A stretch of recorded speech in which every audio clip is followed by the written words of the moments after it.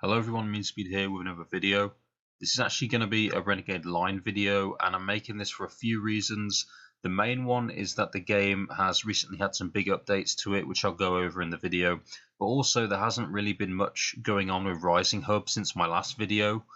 And it's been a long time since I made a video on Renegade Line, and my channel always was like a mix of Renegade Line and BFH, so I'd honestly like to cover both again this year as much as I can, sort of go back to the old schedule if I can. Alright, so as I said, it's been a while since I made a video on the game. I'm pretty sure my last one was last summer, so there's a lot of changes that have happened to the game since then obviously, but for the most part I'm going to focus on the major things like maps, character models, talents, and the return of playable alpha weekends.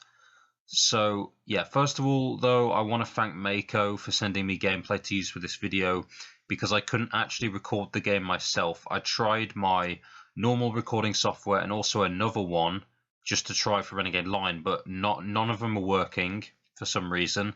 So hopefully I can get that issue fixed for the next time I make a video on Renegade Line. So recently the alpha has been playable again. Now before this time, I believe the last playable date was in June. So it's been a long gap between then and now for public playing and testing, and the recent alpha weekends have been mainly focused around a new map called Italy.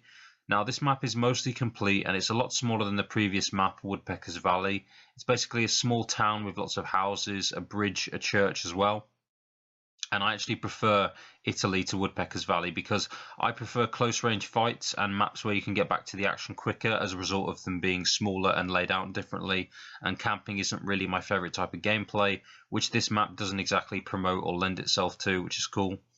I think the map itself looks really nice. Like I said, it's mostly complete. It's missing a few things like some mountains in the background. Right now it'll just look like a load of green in the background, and there are a few like blank areas that look like they're going to be replaced with something or removed, or something's going to fill in that spot.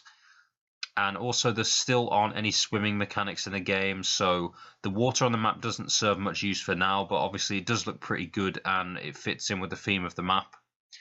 The map's name is just a test name. I'm pretty sure that in the future, if the developers don't name the map themselves, they'll do another map naming contest like what happened with Woodpecker's Valley.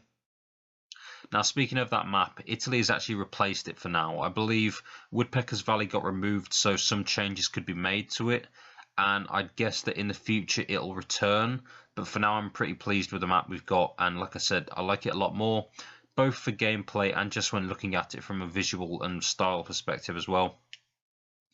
So the new character models, they're almost complete. They're just missing some animations for certain actions. So the Wicked model is missing a few walking animations and weapon animations, and I'm guessing that means shooting or reloading animations, maybe both.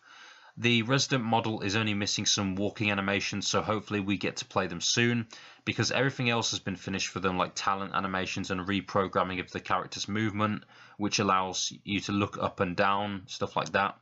Plus the models from what we've seen so far in images and some small like GIFs and stuff like that on the site look like such an improvement over the current ones, which I'm sure most of you will agree with.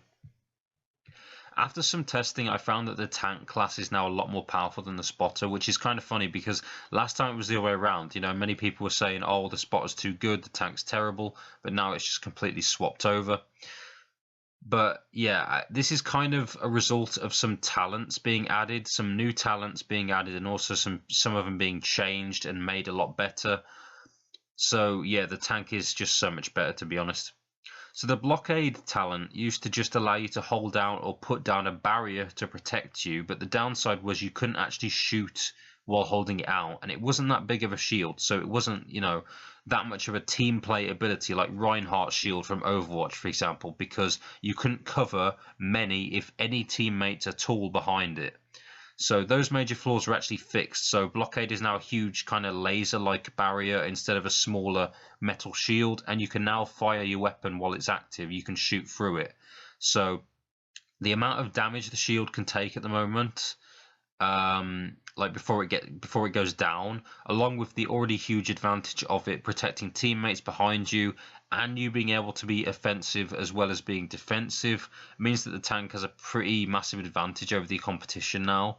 But it's worth remembering that this, of course, will still, it's still a testing phase, so many talents will still get reworks and fixes based on community feedback from these tests.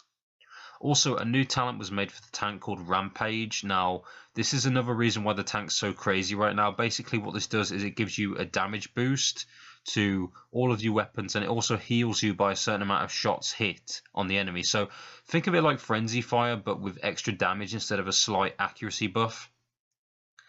And yeah, because values are still being tested, Rampage right now is completely broken, especially with the shotgun, because it already does decent damage, the shotgun on its own, but because of the hits being a factor, you get healed more because of the amount of pellets per shot.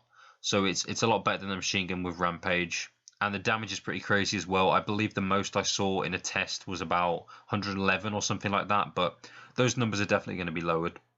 Excuse me. So the spotter also got a new ability called Agent Duck. Now what this does is it actually shows the location of your enemies, similar to Sixth Sense, but it's not as easy as that. You actually have to aim and throw it in a certain direction, and it will then pick up on any enemies in the general area where you threw it, where it landed, and then you and your teammates will be able to see a red marker on anyone who gets spotted.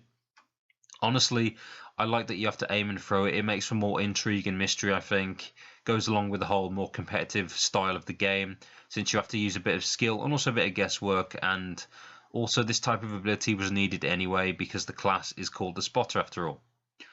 And also, RawVengeance posted a list of things planned for 2018, so I'll read them out here. There'll be more frequent alpha tests this year, more game modes and maps. CTF is obviously one of them that we've seen as well, that's coming at some point. Character creation and a new main menu. More frequent live streams and blogs and just updates in general for the community. Server rental and admin tools, which allows you to kick players and stuff like that. And finally, releasing the Kickstarter and donation rewards. So things like exclusive weapon skins, special clothing. There's also some alpha medals and tags and stuff for the forums. So yeah, all that stuff will be pretty cool. So yeah, guys, that was it for all the major stuff going on with Renegade Line. I'm hoping to be able to make more frequent videos on the game, but obviously this depends on how often the game gets updated. And yeah, once again, thanks to Mako for the gameplay, because without it I'd probably be talking over images or some really old gameplay, which would, obviously be outdated, and my points wouldn't have been able to have been shown as well or as good. So yeah, so thanks for watching, and I'll see you next time.